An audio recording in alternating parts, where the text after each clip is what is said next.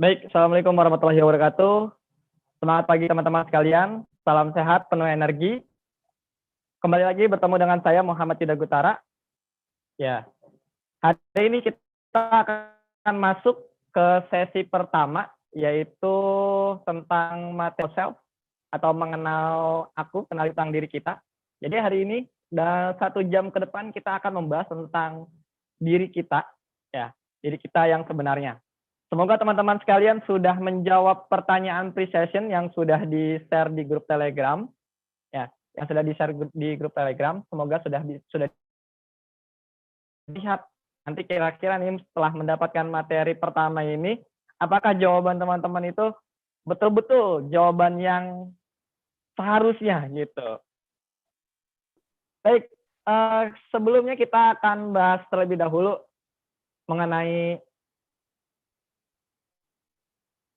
know yourself itu sendiri, kenali diri kita, ya, kenali diri kita.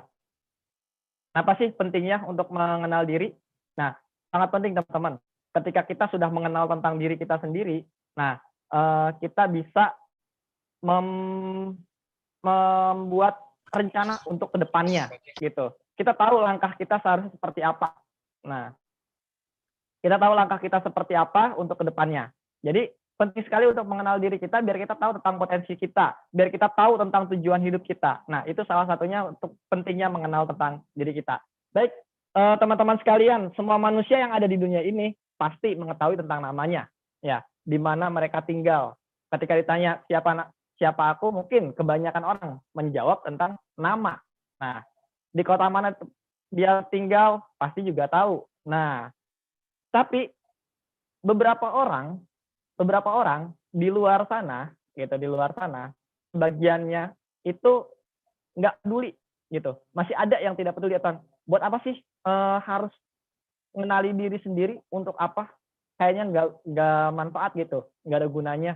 Buat apa gitu? Hal yang membosankan daripada harus mengenali diri sendiri, gitu lebih baik action, gitu. Lebih baik berangkat mencari sebuah kegiatan di mana dia bisa langsung mengembangkan diri dia.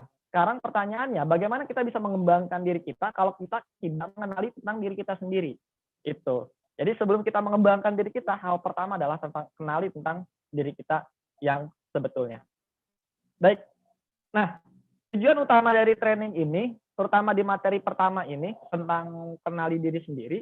Nah, teman-teman sekalian, kita fokus pada kesadaran. Jadi kita ngelihat ke dalam diri kita.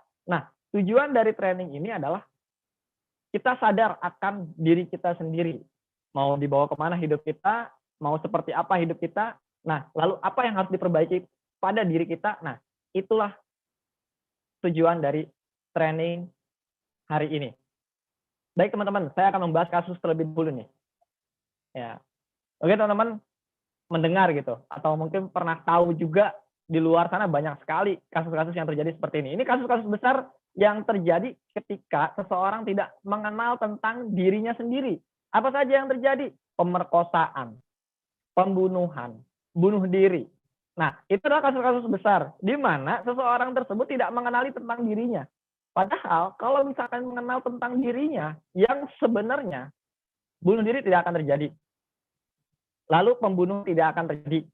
Karena pada dasarnya setiap manusia itu punya frekuensi yang sama, punya naluri yang sama. Nah, nanti kita akan bahas di step selanjutnya. Kenapa manusia itu punya naluri yang sama? Nah, nanti kita akan bahas di lebih dalamnya di inner self sebetulnya. Nanti akan saya bahas hal itu.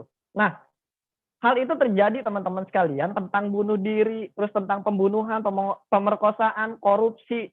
Nah, kasus-kasus yang terjadi di dunia ini, ya, terutama di negara kita sendiri, ada yang bom bunuh diri dan segala macamnya, itu dikarenakan dia tidak menyadari tentang diri dia yang sebenarnya. Kalau dia menyadari, dia tidak akan melakukan seperti itu. Itu kasus besarnya. Kasus yang kecilnya seperti apa teman-teman sekalian? Kasus yang ringannya itu tawuran buat pelajar, saling menjatuhkan, sikut kanan, sikut kiri, ya, untuk mendapatkan satu posisi yang benar-benar dia inginkan gitu. Jadi ketika seseorang menginginkan sesuatu, dia berani untuk senggol kanan, senggol kiri. Nah, dia melakukan seperti itu.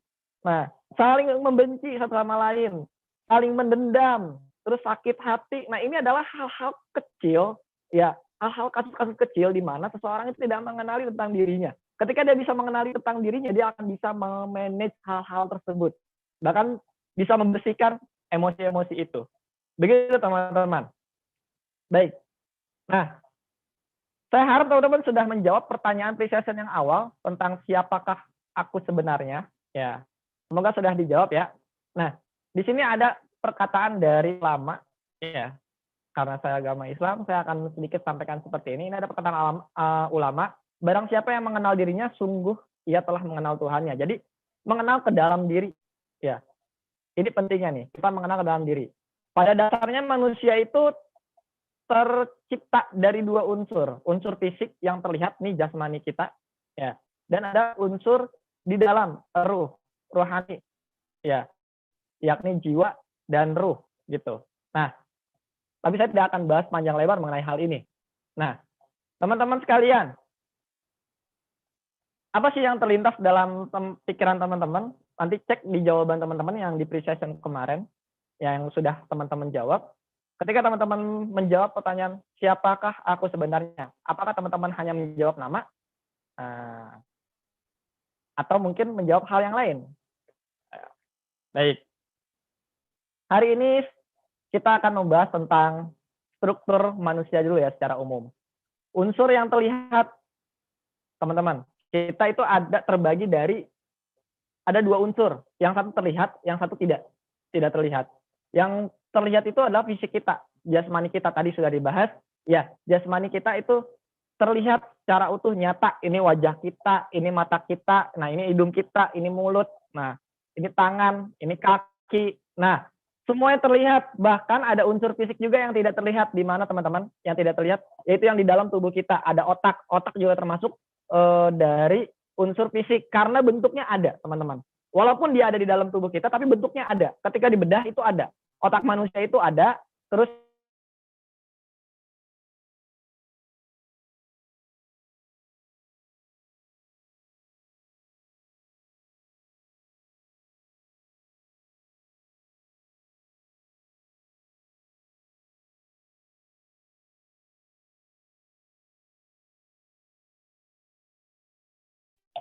tadi ada terputus sedikit.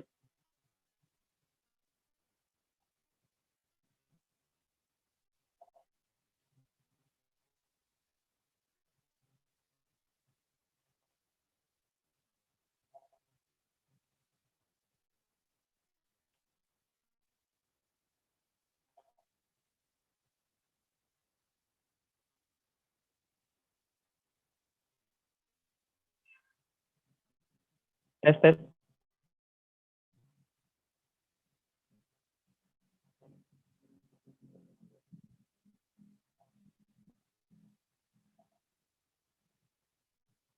Cek, cek.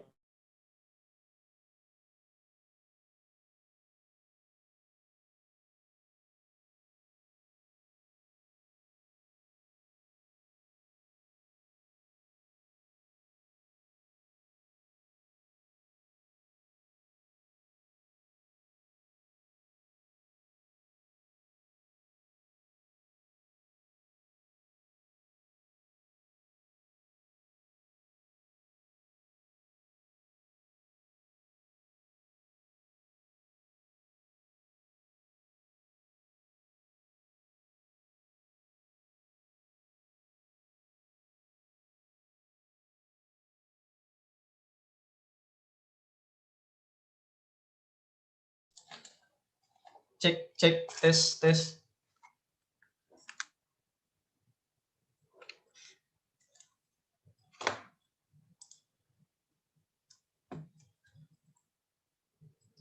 Tes.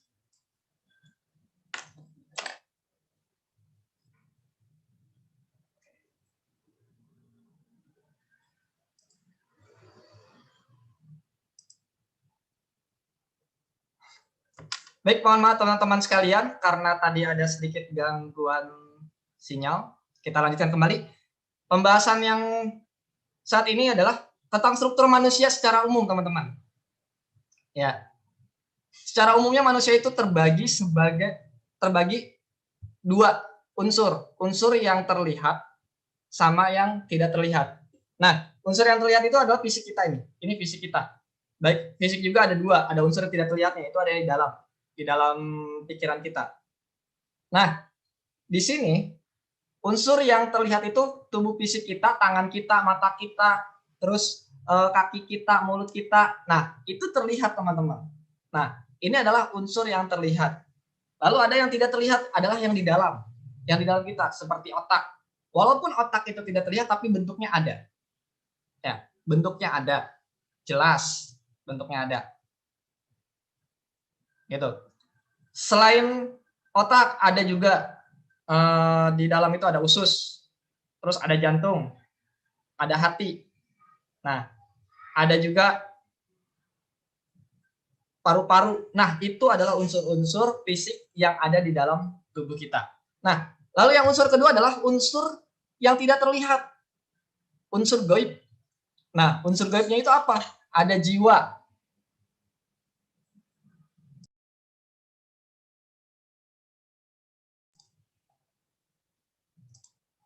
Unsur gaibnya itu ada jiwa. Terus ada ruh dan pikiran itu sendiri. Nah, teman-teman sekalian, saya akan cerita mengenai tentang ilmu. Ini dari ilmu psikologi menurut Sigmund Freud. Ya, menurut Sigmund Freud yang terkenal dengan teori psikoanalisanya, struktur psikologis manusia itu terdiri dari 3. Nah, ada id, ada ego, dan ada superego. Teman-teman sekalian, apa itu yang disebut dengan id? Id itu adalah sebuah keinginan. Ya, id itu sebuah keinginan. Jadi, seseorang bertindak secara keinginannya dia, memenuhi keinginannya, kebutuhannya. Ya. Lalu si ego itu sendiri adalah aku menurut Sigmund Freud. Ego adalah aku kita yang mengendalikan. Biasanya si ego itu lebih cenderung untuk mengikuti keinginan si id. Lalu superego itu bertindak secara moral. Kalau menurut agama Islam mungkin bertindak secara agama. Nah, ini yang dibentuk dari ajaran-ajaran semenjak kecil. Ketika kita lahir, kita dalam keadaan bersih, kita diberikan pendidikan moral atau pendidikan agama. Nah, disitulah kita punya superego. Ini menurut Sigmund Freud, teman-teman sekalian. Jadi ketika menurut Sigmund Freud ini adalah ego itu adalah aku. Aku yang mengendalikan diri aku. Nah, hanya saja si ego ini lebih cenderung untuk mengikuti si id keinginan.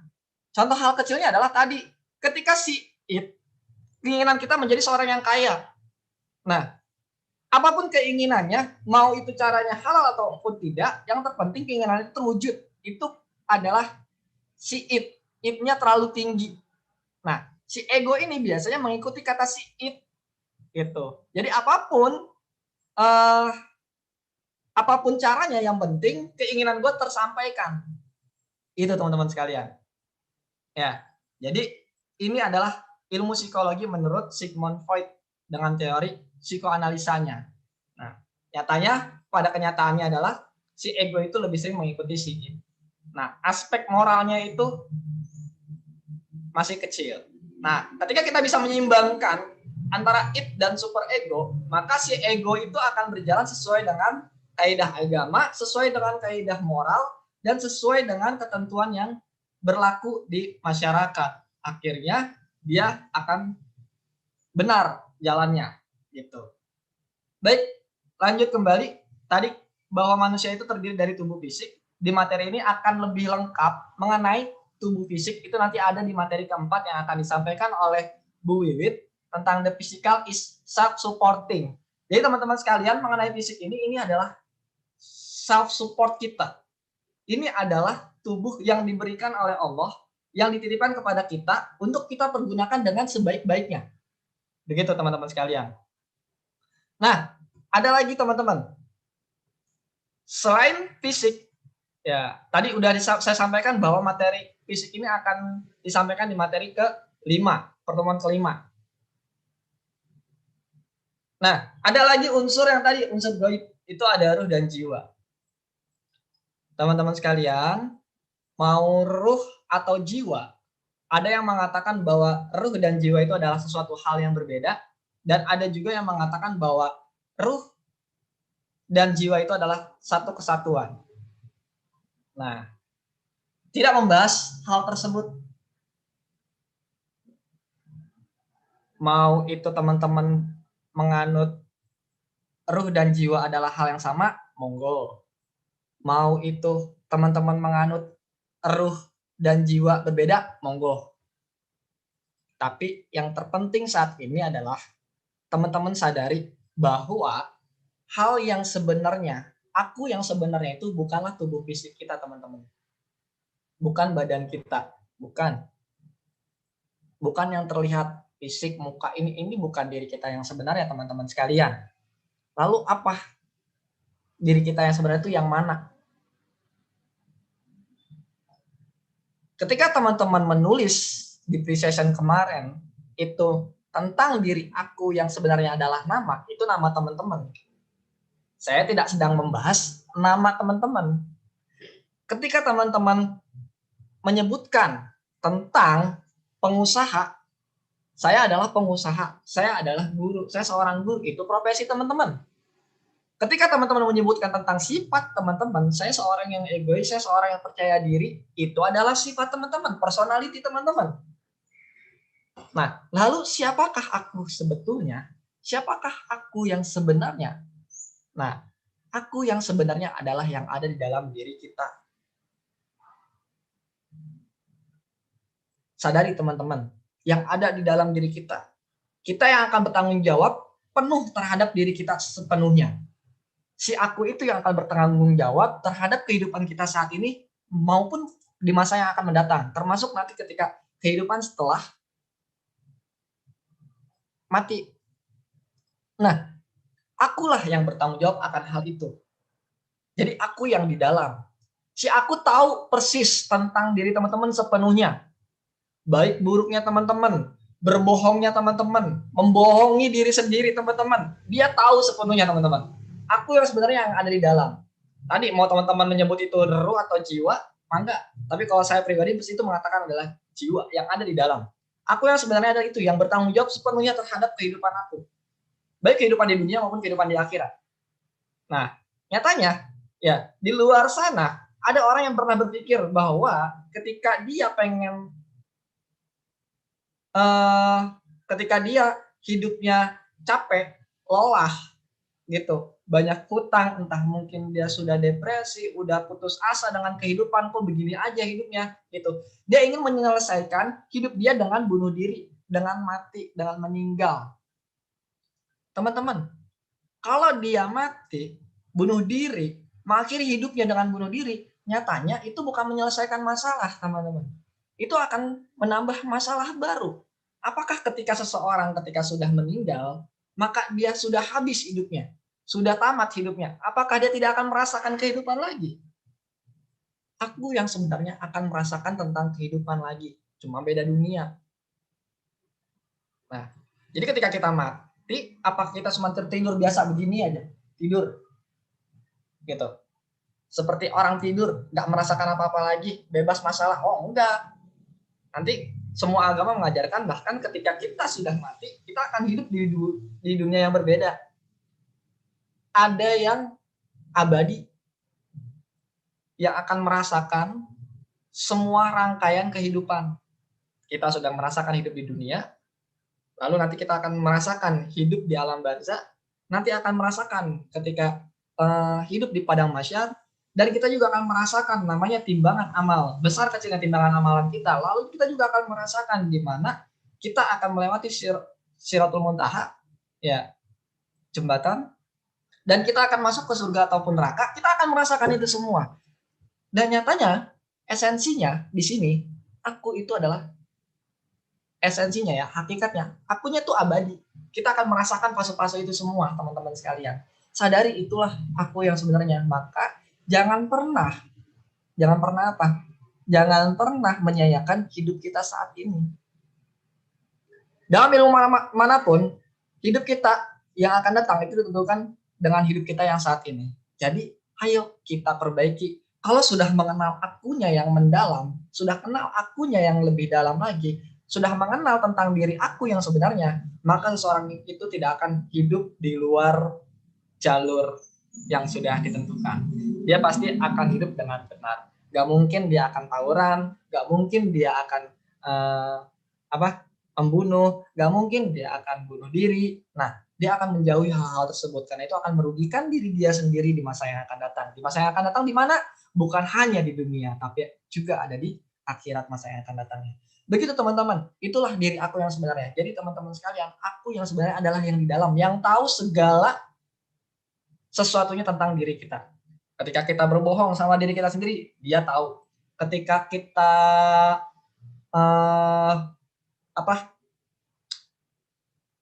bilang tidak suka, nyatanya kita dalam diri kita itu suka, itu diri kita yang sebenarnya. Segala sesuatu yang kita tahu, gitu. Di dalam diri kita ada yang mengetahui segala sesuatunya. Kalau dalam konsep energi teman-teman, ya dalam konsep energi itu tidak bisa dimusnahkan. Energi itu kekal. Nah, ketika manusia ya diambil dalam konsep energi, maka ketika dia meninggal, yang hilang itu adalah fisiknya, jasadnya, tapi energinya ada. Nah, ini kalau dalam bahasa seorang spiritual gitu, orang agama, mungkin energi inilah yang disebut dengan jiwa. Kita akan merasakan. Nah, itu. Jadi kalau menurut pemahaman saya bahwa ruh itu akan kembali lagi kepada Allah Subhanahu wa taala dan jiwa itulah yang akan merasakan semuanya sampai tadi merasakan tentang alam barzakh, merasakan tentang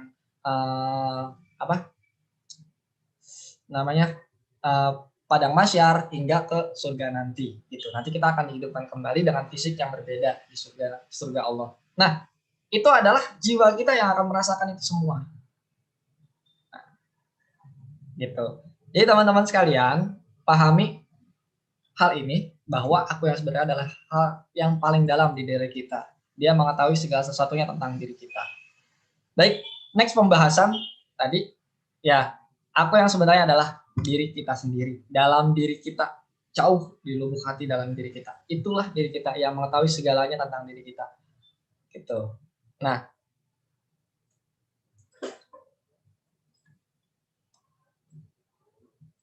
selanjutnya teman-teman sekalian, teman-teman bisa menjawab pertanyaan, siapakah aku sebenarnya? Untuk apa aku ada di dunia ini? Pada dasarnya, manusia diciptakan oleh Allah Subhanahu wa taala untuk beribadah. Yang pertama, tugasnya. Lalu yang kedua, menjadi khalifah. Maka ketika menjadi seorang khalifah, jadi pemimpin di muka bumi ini, ada beberapa sifat Allah yang ternyata ada di diri manusia. Dan itu bisa kita wujudkan kalau misalkan tadi si akunya yang di dalamnya itu bisa bersih. Nah, bisa bersih, sifat-sifat Allah itu pasti ada. Tadi kita semua sebetulnya satu frekuensi. Kita semua itu sebetulnya sama. Ya. Bisa dikatakan itulah nurani atau qalb atau sukma, ya. Itulah hati nurani kita. Ketika kita diberikan hati kecil kita, nggak akan pernah berbohong. Ada seekor kucing aja, ada seekor kucing kelaparan, kita sedang makan nih, terus ada datang tuh seekor kucing, meong meong meong. Tanya sama hati kecil Anda, sama hati kecil teman-teman sekalian, saya yakin dan percaya hati kecilnya itu berkata, kecil sekali, ya.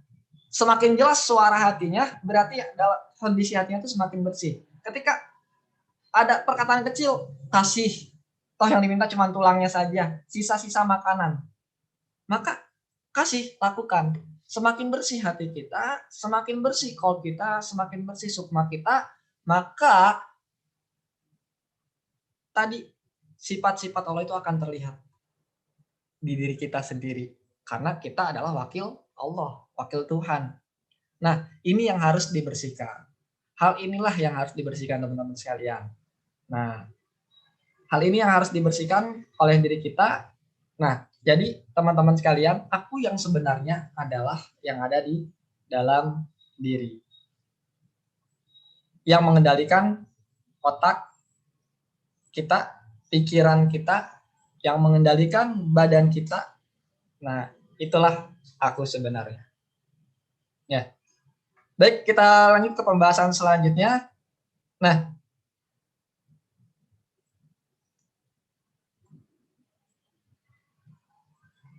teman-teman sekalian, teman-teman pasti tahu bahwa ketika kita diciptakan oleh Allah Subhanahu wa taala, itu ada maksud dan tujuannya. Nah, teman-teman, kita harus cari tahu maksudnya kita diciptakan di dunia itu untuk apa. Nah, ngapain? Di sini ada nggak yang berpikir bahwa kita ini adalah makhluk bumi? Makhluk bumi. Pernah ada yang berpikir seperti itu? Kita ini adalah makhluk bumi, gitu. Ya. Ada yang pernah berpikir seperti itu? Nah, teman-teman sekalian, nyatanya kita bukan makhluk bumi, kita makhluk langit. Ya, bumi hanya sementara. Bumi hanya sementara, kita adalah makhluk langit yang dimana kita diturunkan ke bumi. Nah, untuk tujuannya untuk kembali lagi ke langit, yaitu ke surga. Kita akan kembali lagi ke sana. Intinya adalah ketika dalam hidup kita di dunia, kita tuh sedang mencari jalan, teman-teman. Ibaratkan kita sedang mencari jalan, itu kita sedang mencari jalan. Mencari ke kiri, ke kanan, kita sedang mencari jalan untuk pulang kampung. Ya, pulang kampung ke halaman kita, yaitu ke surga. Nah, itu teman-teman. Jadi, kita mau pulang kampung, naik kendaraan apa nih kira-kira? Naik kendaraan yang mana? Nah, ini temukan diri kita yang sebenarnya. Hingga akhirnya kita bisa menemukan wadah atau menemukan transportasi nih yang tepat untuk menuju ke sana. Itu. Teman-teman, mau jadi seorang insinyur, jadikan profesi teman-teman sekalian arahnya menuju ke surga. Jadikan kendaraan teman-teman, profesi teman-teman untuk menuju ke surganya Allah. Nah, teman-teman menjadi seorang trainer. Jadikan trainer tersebut sebagai kendaraan untuk menuju ke surga. Jadi seorang TNI juga jadikan seorang TNI sebagai kendaraan untuk menuju ke surga. Maksudnya seperti apa? Tadi ketika teman-teman sudah bisa mengenal diri teman-teman, sudah tahu tentang bahwa diri kita yang sebenarnya itu adalah yang di dalam diri.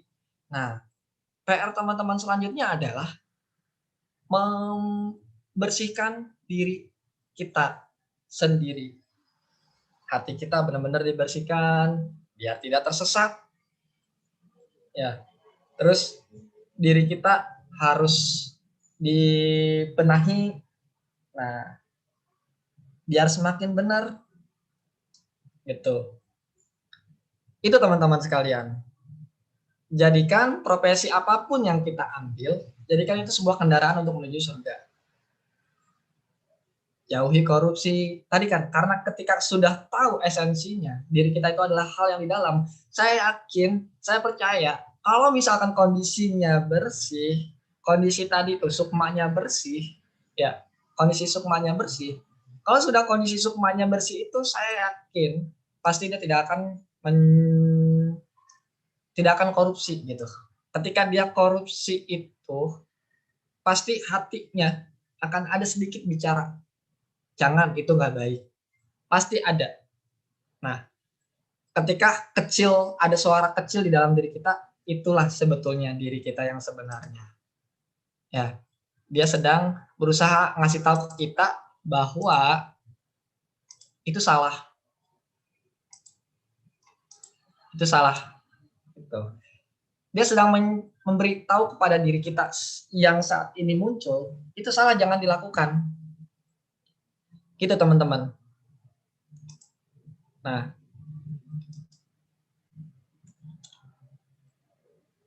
kita akan sedikit bahas mengenai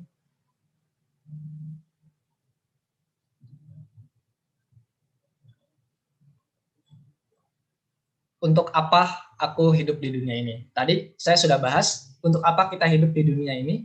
Kita hidup di dunia ini, Allah berpesan kepada kita, Dia akan menciptakan sebuah khalifah di muka bumi dan beribadah kepada Allah.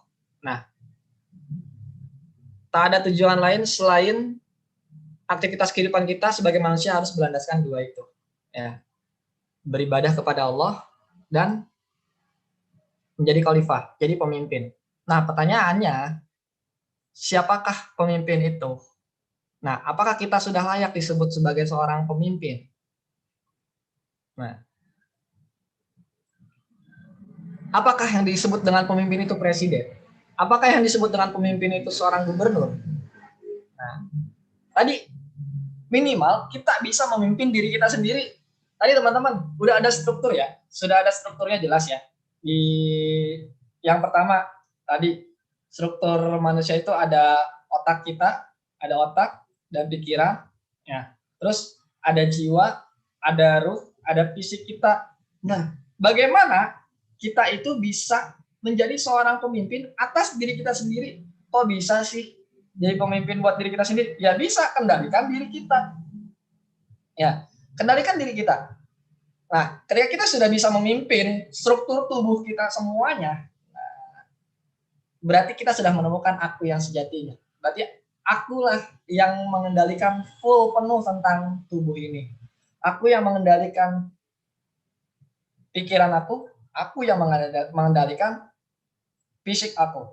Jadi, ambil penuh kendalinya. Teman-temanlah seorang pimpinannya.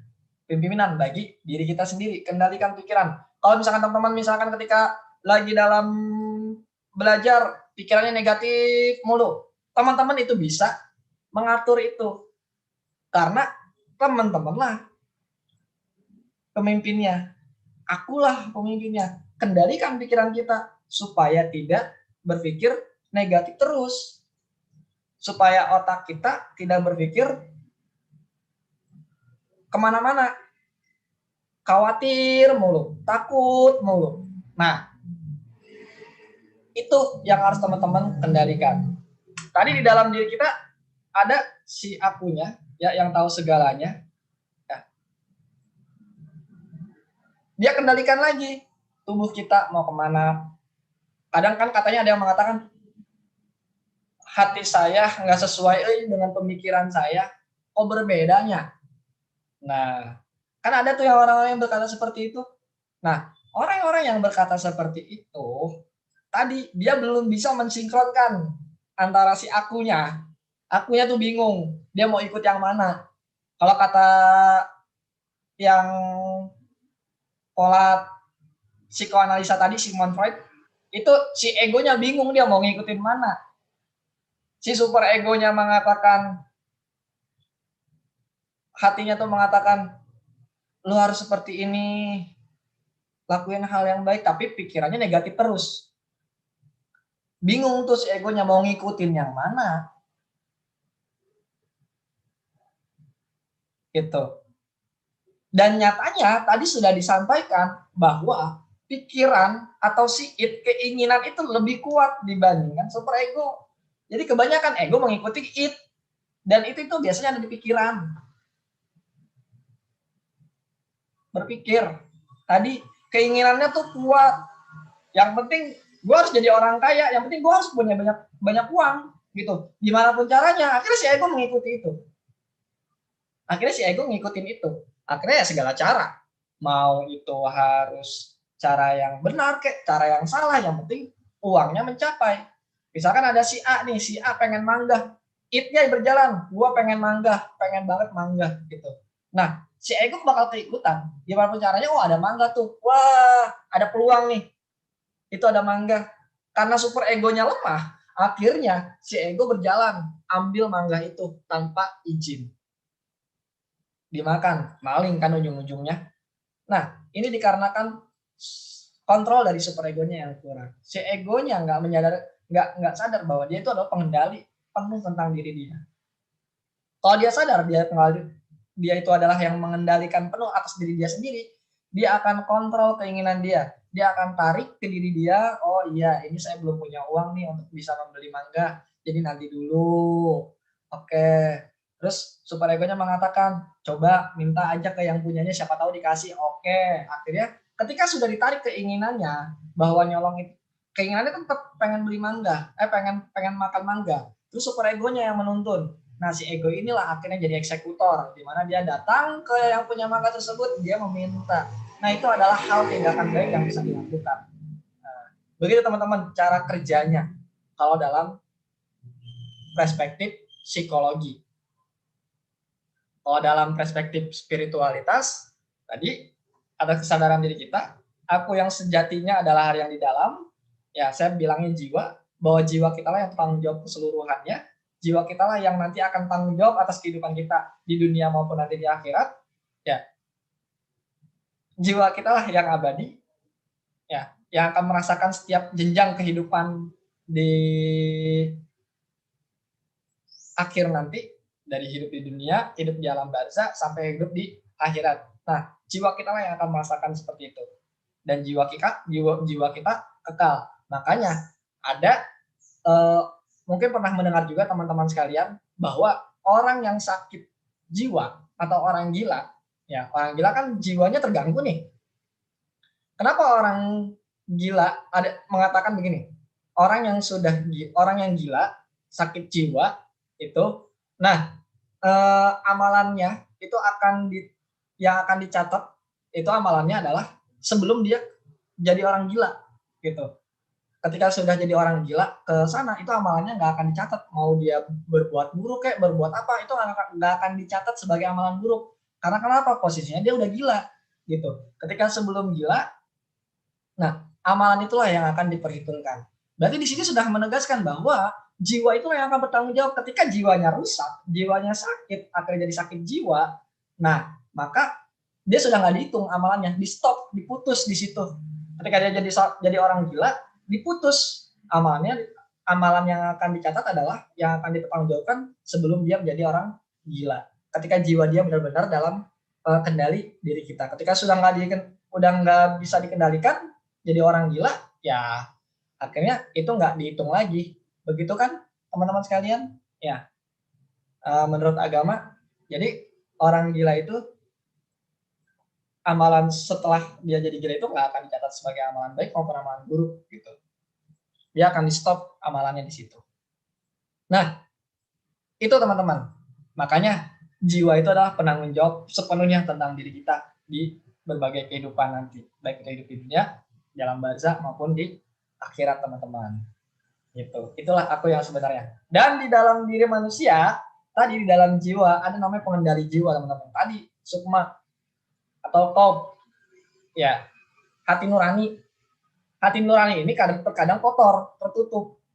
Dengan apa? Tadi macam-macam, dengan dendam, dengan benci, kesal, terus habis itu marah, putus asa. Nah, hal-hal itu yang membuat top kita kotor, tertutup, hingga akhirnya ya kita hidup tanpa arah. Begitu teman-teman. Itu yang harus dibersihkan. Ketika itu udah bisa dibersihkan, maka jiwa kita bisa kita kendalikan dan kita bisa menjadi pengendali sepenuhnya terhadap diri kita sendiri. Begitu. Nah,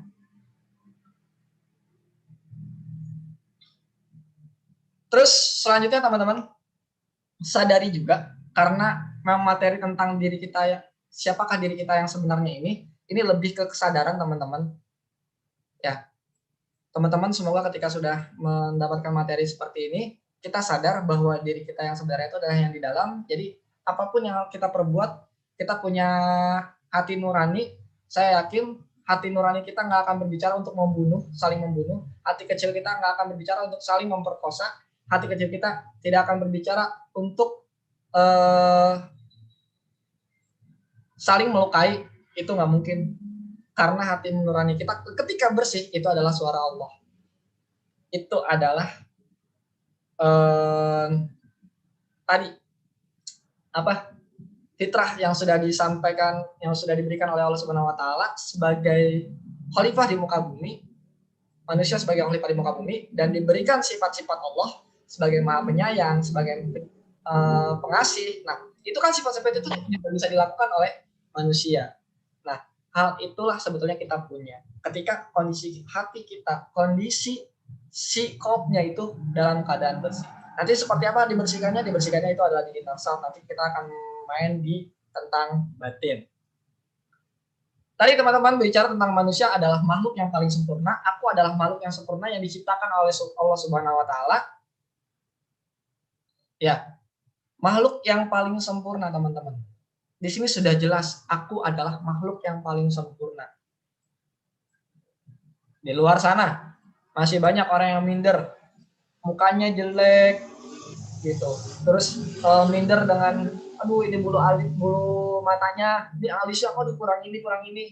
Nah, teman-teman, manusia itu diciptakan udah cukup sempurna. Sudah sempurna, bukan cukup. Mohon maaf. Manusia itu diciptakan sudah sempurna. Makhluk paling sempurna. Tadi punya akal. Ini tubuh fisik ini hanya titipan, teman-teman. Kalau ibarat keong itu, tubuh fisik ini kita cuman rumah. Ini rumah. Tubuh kita yang aku yang sebenarnya adalah tadi si keongnya itu yang ada di dalam. Ini tuh cuman rumah. Kita diberikan rumah oleh Allah yang seperti ini, ya udah terima. Ini pemberian Allah sementara. Gitu. Lagi-lagi saya ingin menceritakan tentang si motivator kelas dunia, Nick Vujicic. Nah, Nick Vujicic pun sama. Dia seseorang yang lahir tanpa tangan, tanpa kaki, cacat. Ya, ketika dia lahir, orang tuanya pun sebelumnya nggak mau melihat dia. Dia nggak mau. Orang tuanya itu nggak mau melihat dia. Tapi dengan rayuan dari susternya hingga akhirnya sang ibu dan sang bapaknya mau melihat si Nick. Ketika melihat, apakah si Nick itu nggak putus asa? Putus asa, teman-teman sekalian. Dia putus asa ketika dia masa-masa masih kecil itu dia sering sekali diledek oleh teman-temannya. Sering dibully, sering dibenci, diledekin. Wah, tangannya ini, kakinya begini. Nah, usia 10 tahun dia pernah mau bunuh diri, teman-teman. Usia 10 tahun dia mau bunuh diri, menyemplungkan diri dia ke kolam renang. Alhasil terselamatkan dan tidak jadi dia bunuh dirinya.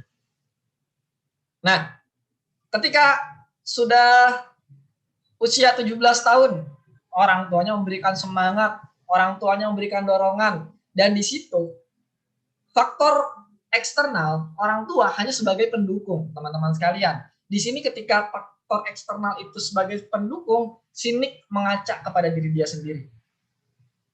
Dia sempat menyalahkan Tuhan. Kenapa dia lahir beda? Lalu dia introspeksi diri, dia muhasabah diri. Nah, hingga akhirnya dia menyadari kesadarannya penuh, full, gitu. Dia menyadari bahwa hidup itu enggak seperti ini. Dia dilahirkan dengan kondisi seperti ini, dia yakin bahwa dia punya manfaat untuk hidup di dunia ini. Dia tahu, dia pasti Allah itu menciptakan dia ada tujuan tertentu, ada sesuatu. Dan ternyata betul, teman-teman sekalian, dia bisa move dalam kondisi keterpurukan saat itu, dalam kondisi di mana dia saat itu menjadi down gara-gara fisiknya yang tidak lengkap. Akhirnya 17 tahun terlewati, dia bisa move dalam kondisi tersebut hingga akhirnya dia mensyukuri semua kehidupan yang ada. Ketika dia sudah mensyukuri kehidupan yang ada, hingga akhirnya dia menjadi seorang motivator kelas dunia. Dia menjadi pengisi acara, bahkan selain itu dia juga menulis buku hingga 8. Bayangkan teman-teman sekalian, nggak punya tangan, nggak punya kaki, tapi dia bisa nulis buku. Gimana ceritanya teman-teman? Nah, buku dia sudah jadi 8 buku. Sudah terbit. Gitu. Dia bisa mengambil aku yang sebenarnya. Dia bisa mengambil si akunya. Akhirnya ketika dia sadar bahwa aku itu berguna di dunia ini, dia akhirnya ambil kendali. Ketika sudah mengambil kendali diri dia atas diri dia sepenuhnya, dia akhirnya bisa ambil kendali pikiran dia. Dia bisa ambil kendali tentang tubuh dia. Hingga akhirnya dia menjadi seorang motivator kelas dunia. Begitulah kisah seorang Nick Vujicic, teman-teman sekalian. Kita bisa mengambil hikmah dari materi tersebut, dari cerita tersebut, bahwa seorang Nicholas James Vujicic pun yang lahir tanpa tangan dan kaki, dia bisa menemukan diri aku yang sejatinya. Hingga akhirnya dia bisa berbagi kepada banyak orang, gitu. Khususnya dia bisa memberikan motivasi kepada orang-orang yang tubuhnya sama seperti dia gitu, memiliki kekurangan lah. Dia bisa menjadikan motivator sebagai motivator untuk orang-orang yang disabilitas. Itu teman-teman. Nah, sekarang pertanyaannya, kita teman-teman udah menemukan belum siapa aku sebenarnya? Sudah mengambil kendali penuh belum atas diri kita sepenuhnya? Apakah teman-teman masih sering mendengarkan omongan orang lain mengenai keburukan kita? Kita selalu dipandang negatif oleh orang lain. Apakah teman-teman masih sering terkena hal-hal seperti itu? Masih sering kepikiran, aduh orang ini. Apa kita masih berpikir untuk sering disenangi oleh orang lain? Bagaimana caranya kita, yang penting kita bisa disenangi oleh orang lain? Ibarat kita pakai topeng gitu, pakai topeng biar supaya disukai oleh orang lain gitu. Nah, ini kita harus mengaca, muhasabah sama diri kita sendiri, teman-teman. Cari tahu, ambil kendali penuh atas diri kita. Jangan sampai kita hidup menggunakan topeng. Kita bahagia di depan banyak orang, kita senang di depan banyak orang. Nyatanya ketika kita sedang diam di rumah, aduh hatiku sakit gitu. Aduh, aku sakit hati, sedih, galau. Nyatanya itulah yang sebenarnya diri teman-teman sebetulnya. Jadi kalau pengen tahu diri teman-teman sebetulnya seperti apa, menyendiri teman-teman di kamar. Siapin ruangan kosong aja. Menyendiri di kamar. Kalau teman-teman di luar ternyata bisa happy, di rumah ketika menyendiri ternyata sedih, itu yang sebetulnya diri itulah yang sebetulnya gitu. Maka seharusnya ketika memang kondisinya diri aku yang sebenarnya sedang sedih, maka terima kesedihan itu. Biarkan, terima dulu kesedihan tersebut hingga akhirnya ketika sudah diterima, lepaskan. Ketika sudah lepas, maka teman akan tampil apa adanya. Bukan ada apanya. Gitu. Nah, begitu teman-teman. Jadi kendalikan akunya. Ketika sudah bisa tahu akunya, kita bisa menjadi pengendali penuh terhadap diri kita sendiri, kita akan bisa mengatur seperti itu. Jadi kalau misalkan memang kita lagi sedih, ya kita sedih, tapi nanti sedihnya itu ketika menyendiri gitu, kita mengadu ke Allah. Sedihnya lepaskan kesedihan itu, terima dulu, nanti habis itu dilepaskan. Nanti ada namanya teknik forgiveness terapi. Nanti itu akan saya sampaikan di materi ke inner self, bagaimana kita bisa menggunakan teknik forgiveness terapi untuk diri kita. Ketika memang saat itu kita sedang sedih, maka forgiveness ke diri kita. Kita terima, kita maafkan, lepas. Emosi itu sudah lepas, kita akan tampil di muka umum itu apa adanya. Bahagia, pure bahagia. Bukan ternyata ketika kita bahagia, di sisi lain otak kita berpikir, aduh, utang can lunas, aduh si A marah sama gua, harus gimana ini? Nah, masih mikirin orang, masih mikirin apa kata orang. Otak kita masih berpikir kemana-mana. Aduh, gua harus gimana ya? Jadi ketika kita senang itu di pikiran kita tuh sebenarnya ruwet gitu. Gimana sih ruwetnya? Gitulah pokoknya mah. Ya, kita benar-benar ruwet kepala mata. Nah, ketika masih terjadi seperti itu, antara aku yang sebenarnya belum benar-benar dikendalikan oleh kita. Kita belum bisa mengambil kendali penuh atas si akunya. Gitu. PR teman-teman berat nih. Harus mengambil penuh si akunya. Gitu.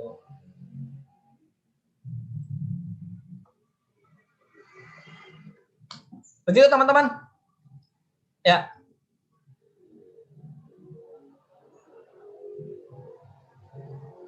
Sekali lagi, teman-teman sekalian, apapun profesi teman-teman,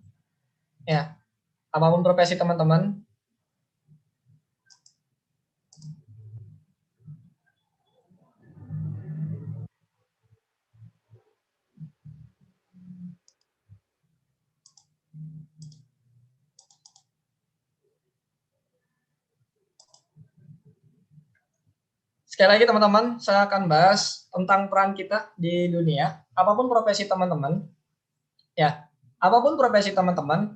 diharapkan teman-teman punya peran di dunia ini kita sadari tadi kalau udah menyadari tentang akunya yang sebenarnya, teman-teman bisa pahami tentang diri teman-teman, muhasabah ini muhasabah diri. Ketika sudah muhasabah diri, sudah ketemu tentang akunya, aku yang sejatinya. Nah, sekarang tentukan tujuan teman-teman hidup di dunia ini. Peran apa yang teman-teman pengen ambil? Karena pada dasarnya dunia ini hanya seni peran, gitu. Nah, kita pengen berperan seperti apa? Anda pengen berperan sebagai seorang pengacara, maka jadilah pengacara yang jujur. Nah, yang sesuai oleh yang sesuai dengan agama, yang sesuai dengan kaidah agama, yang bisa mengantarkan kita untuk kembali pulang ke kampung halaman kita, yaitu surga. Nah, Anda menjadi seorang guru, maka jadikan guru tersebut kendaraan untuk menuju kita ke surga. Ya, maka jadilah guru yang baik, gitu. Nah, ketika pengen jadi seorang menteri, gitu, atau gubernur, atau pimpinan, presiden sekalian, gitu. Nah, teman-teman jadilah presiden yang baik.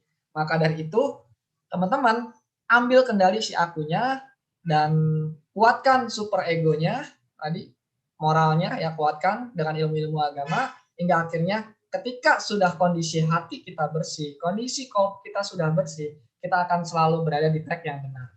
Nah, hingga akhirnya itu kendaraan tadi peran kita yang kita ambil sebagai seorang terapis, sebagai presiden atau sebagai TNI, sebagai guru, itu akan mengantarkan kita ke pintu surga. Gitu. Itu akan mengantarkan kita kembali ke kampung halaman kita, yaitu surga Allah Subhanahu wa taala. Gitu, teman-teman. Dan temukan jawabannya, teman-teman. Kita di dunia ini, khususnya Anda, saya diciptakan oleh Allah Subhanahu wa taala bukan karena faktor kebetulan. Pasti ada tujuannya. Apakah kita hidup di dunia ini hanya sebatas untuk kredit motor, hanya sebatas untuk menanggung beban hutang, apa hanya sebatas untuk menjadi seorang yang selalu kekurangan? Nah, tidak teman-teman. Berarti ada yang salah sama diri kita. Kita harus perbaiki diri kita. Nah, bahkan ada juga di luar sana ada orang yang dititipkan harta yang banyak. Ada orang yang dititipkan amanah yang besar gitu. Nah, harta, kekayaan itu adalah semua titipan. Pekerjaan semua titipan. Itu. Semua titipan, amanah juga titipan. Yang jadi pertanyaan buat muhasabah diri kita, kenapa orang lain diberikan titipan tersebut oleh Allah Subhanahu wa taala, kenapa kita tidak? Contoh misalkan kita belum menjadi orang kaya, ada si A menjadi orang kaya. Dia berarti sudah diberikan oleh Allah, dititipkan. Allah percaya dia bisa. Kenapa Allah tidak menitipkan kekayaan itu kepada kita? Berarti ada yang salah sama kita karena kitanya belum siap untuk menerima kekayaan tersebut hingga akhirnya Allah tidak menitipkan kekayaan itu kepada kita. Begitu teman-teman. Begitupun amanah. Kenapa seorang itu yang diberikan amanah? Gitu. Jadi seorang pemimpin. Kenapa dia bisa jadi? Karena Allah menitipkan amanah kepada dia. Nah, kalau misalkan kita nggak bisa jadi seorang pemimpin, berarti ada yang salah sama diri kita. Makanya Allah nggak memberikan amanah kepada kita. Contoh kecilnya adalah analoginya, kalau misalkan seseorang punya uang banyak, gitu, dia tahu ini si A nih, si A punya uang banyak. Saya punya uang banyak nih, si A. Nah, dia punya teman si B dan si C. Dia tahu si B itu adalah orang yang jujur, gitu. Orang yang amanah luar biasa. Nah, dan dia sedang menjalani bisnisnya sedang berkembang pesat. Ada si C orangnya dia baru mulai bisnis dan belum ketahuan amanah atau tidaknya, karena masih nyoba-nyoba, orang baru kenal kok. Saya tanya, si A akan memberikan uang ini, investasi uang ini ke siapa? Ke si A, ke si B, apa ke si C? Saya yakin pasti ke si B. Kenapa? Karena yang pertama, dia sudah kenal orangnya. Orang itu amanah sekali. Bisnisnya pun berkembang. Dia pasti dengan mudahnya memberikan investasi uangnya ke si B dibandingkan ke si C yang nggak jelas. Begitupun Allah memberikan rezeki kepada kita. Ketika memang kita sudah pantas, maka Allah akan berikan. Nah, ketika kita belum menjadi kaya, maka ada yang salah sama diri kita. Kita belum pantas. Ketika kita masih berkutat di emosi diri kita masih kesel, masih dendam dan segala macam, berarti kita belum layak untuk mendapatkan kebahagiaan. Maka itu, ya, itunya perbaiki biar kita bisa bahagia total, bukan menggunakan topeng. Begitu teman-teman. Ya, oke. Mungkin itu teman-teman yang bisa saya sampaikan materi tentang aku, mengenal akunya. Mungkin bagi yang tertinggal nanti bisa dicek kembali ya di YouTube. Nanti teman-teman bisa putar ulang materinya. Nah, bisa putar ulang materi ini hari ini di YouTube. Walaupun mohon maaf tadi karena ada gangguan sedikit, gangguan teknis di mana ada video yang terputus. Nanti akan sedikit saya edit di YouTube-nya supaya biar lebih maksimal. Mungkin sampai sini ada yang mau ditanyakan terlebih dahulu. Mangga yang ikut live ada Kang Ari dan Kang Aris di sini.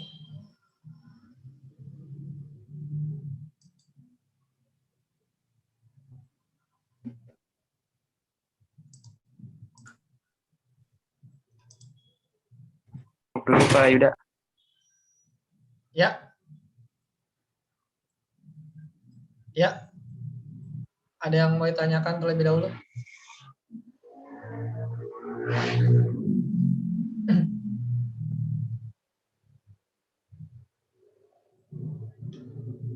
Kalau tidak ada, saya akan simpulkan untuk materi sesi pertama ini tentang kenali diri kita yang sesungguhnya. Ya, saya akan simpulkan.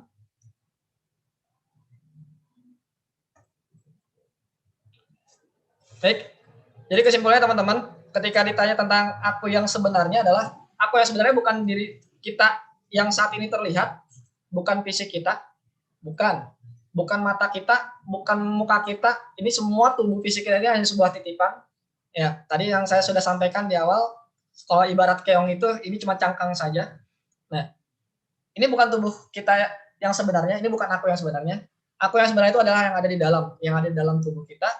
Nah, dan aku yang sebenarnya itu terkoneksi antara satu sama yang lainnya, manusia yang lainnya. Tadi ketika misalkan benar-benar hati nuraninya digunakan, ketika ada kucing lewat aja gitu pengen meong-meong, kita pasti akan dikasih makanannya. Begitupun kita ketika melihat seseorang yang kesulitan, dalam hati kita pasti kita akan niat untuk membantunya. Gitu. Nah, itulah aku yang sebenarnya yang ada di dalam. Mau teman-teman menilai bahwa aku itu adalah ruh, mangga. Mau aku itu jiwa, mangga. Yang pasti adalah sadari bahwa aku yang sebenarnya itu adalah yang ada di dalam diri kita, yang akan merasakan proses kehidupan dari hidup di dunia sampai nanti di akhirat. Kita akan merasakan kehidupan semua. Jadi jangan sampai salah kaprah lagi teman-teman sekalian, seperti yang banyak terjadi gitu. Orang bunuh diri untuk gara-gara banyak masalah di dunia hingga akhirnya dia memilih untuk bunuh diri. Padahal ketika dia bunuh diri, dia mati pun masalah akan datang lagi. Yaitu tadi, malah udah nggak bisa diulang lagi gitu. Hingga akhirnya dia akan menerima konsekuensinya gitu, teman-teman. Ketika kita mati, ketika kita hidup di alam kubur, bukan berarti kita benar-benar tertidur pulas dan nggak akan mengalami masa-masa di fase alam kubur. Pasti kita akan mengalami masa-masa alam kubur. Entah itu siksaannya, entah itu mungkin kalau misalkan amalan kita baik ya kita akan hidup dengan kehidupan yang ada di alam barzah, kebahagiaannya kita akan tetap merasakan hal tersebut karena esensinya kita itu abadi gitu. Esensinya ya kita tuh abadi, yang cuma berbeda tempat doang, pindah alam. Yang tadinya hidup di dunia pindah ke alam barzah. Ketika sudah alam barzah masuk ke alam akhirat, hingga akhirnya nanti ketika di surga kita akan diberikan tubuh fisik kembali. Ya, tubuh fisik kembali dan dititipkan kembali aku yang sebenarnya di surga Allah Subhanahu wa taala. Begitu. Jadi nanti kita akan diberikan lagi tubuh yang sempurna. Gitu. Jadi aku yang sebenarnya itu yang ada di dalam ya, teman-teman. Itu kesimpulannya untuk materi pertama ini. Ya, tadi saya akan sedikit memberikan, mungkin teman-teman ada yang pernah mendengar atau mungkin ada yang tahu. Kalau yang muslim mungkin tahu ya bahwa Allah ilhamkan sukma kefasikan dan ketakwaan, beruntung bagi yang mensucikannya dan merugi bagi yang mengotorinya. Nah, sukma itu adalah tadi kendali atas jiwa kita. Jadi kalau kata kita mah apa seperti fungsinya seperti otak lah gitu. Tapi itu kendali jiwa kita gitu. Kalau misalkan itunya kotor, ya maka jiwa kita akan liar. Akhirnya berani membunuh gitu, tumpah darah, terus membunuh, memperkosa. Akhirnya hal-hal buruk terjadi pada diri kita. Nah, ketika itu bersih, nah maka kita akan berjalan sesuai dengan koridornya, sesuai dengan track yang sudah Allah berikan kepada kita gitu. Jadi kalau misalnya udah kondisinya bersih, kita akan bisa dengar suara-suara Tuhan, suara Allah. Oh iya, nggak boleh gitu. Oh iya, saya harus bersedekah. Nah, nanti itu pasti akan dengar. Ketika memang sudah kondisinya bersih, hal-hal positif itu pasti akan terdengar dalam hati kita, yang mengarahkan kita untuk menuju kebenaran. Ini itu teman-teman yang bisa saya sampaikan untuk materi Know Yourself. Ya, tadi kita sudah belajar tentang struktur manusia secara umumnya, ada pikiran yang ditaruh di otak kita, terus ada jiwa kita, ada ruh kita. Teman-teman tafsirkan sendiri, mau jiwa dan ruh itu berbeda, mangga. Mau jiwa dan ruh itu sama juga mangga. Kalau saya sih berbeda, jiwa ya jiwa, ruh itu milik Allah dan itu hanya dirahasiakan hanya untuk Allah SWT. Rahasia Allah untuk masalah ruh. Nah, itu jiwa kita. Jadi yang bertanggung jawab atas diri kita adalah jiwa kita. Kendalikan, ambil penuh kendali kita, ya biar kita bisa mengontrol pikiran kita dan hati kita. Mungkin itu. Terima kasih. Kurang lebihnya mohon maaf apabila tidak ada yang ditanyakan. Buat yang tertinggal nanti bisa cek kembali di YouTube hasil materinya hari ini. Nanti kalau misalnya ada yang mau tanyakan bisa di grup Telegram ya teman-teman sekalian. Dan harapannya materi pertanyaan yang sebelumnya itu harus dijawab. Terus hari ini ada tugas nanti yang akan disampaikan di grup Telegram lebih lengkapnya, tapi saya akan jelaskan sedikit mengenai tugasnya. Nanti teman-teman mulai malam ini mohon untuk ikuti tugas yang ada di Telegram. Nah, tugasnya itu review sebetulnya, teman-teman, mereview tentang kehidupan kita saat hari ini, kehidupan hari ini. Jadi nanti teman-teman malam sediakan waktu 10 menit lah, nggak usah lama-lama, 10 menit. Selama hari ini, ya hari ini, selama dari pagi sampai malam, sebelum menjelang tidur, adakah hal negatif yang teman-teman rasa? Entah itu sakit hati sama teman, entah itu mungkin hal yang tidak menyenangkan buat diri teman-teman, itu nanti ditulis di kertas di buku. Tulis di kertas di buku, tulis aja. Nah, setelah itu nanti teman-teman dengarkan lagi, saya akan bantu dengan instrumen ya. Nanti akan dengarkan instrumen lagi. Dengarkan instrumen lalu catat lagi di kolom sebelah kanannya. Kalau yang tadi itu kolom sebelah kiri, hal-hal negatif. Nanti ada kolom sebelah kanan. Kolom sebelah kanannya teman-teman bisa tulis hal positif apa yang akan teman-teman lakukan untuk kehidupan yang akan mendatang atau besok hari. Nah, itu. Hal positif apa saja yang akan teman-teman lakukan. Maka tulis di kolom sebelah kanan. Sudah itu selesai dan bisa langsung tidur, teman-teman. Baca doa dulu ya. Baca doa langsung habis itu langsung tidur. Nah, itu praktikalnya. Nanti penjelasannya kenapa harus ada praktik seperti itu nanti akan dijelaskan di materi Inner Self. Saya akan jelaskan secara detail kenapa hal itu dilakukan dan untuk apa. Nah, nanti akan dijelaskan di materi ketiga di hari Rabu. Oke, itu saja. Terima kasih atas perhatiannya. Terima kasih atas energi positifnya. Terima kasih atas waktunya. Salam sehat penuh energi. Keep calm and always be happy. Saya Yuda Gutara. Cukup sekian. Terima kasih. Assalamualaikum warahmatullahi wabarakatuh.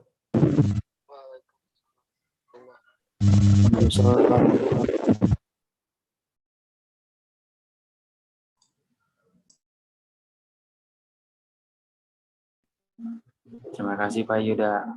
Sampai bertemu lagi. Assalamualaikum. Waalaikumsalam.